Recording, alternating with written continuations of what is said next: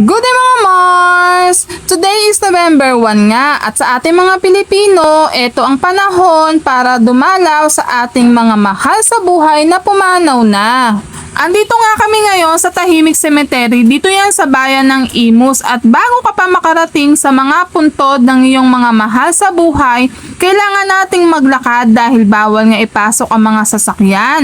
Mahaba-habang lakaran to at habang naglalakad ka, ayan, punong-puno ng paninda ang labas ng mga sementeryo. Mabuti na lamang at maayos-ayos ang panahon, hindi katulad ng mga nakarang taon na talagang bumubuhos ang ulan.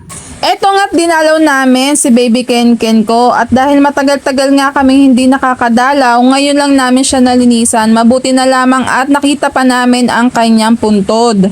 Dahil nasa dulong part nga siya, medyo natabunan nga at naapak-apakan ang kanyang puntod, at mabuti na lamang at nalinis namin at okay na ulit siya. Alam ko naman lahat tayo ay sobrang namimiss ang mga mahal natin sa buhay na pumanaw na.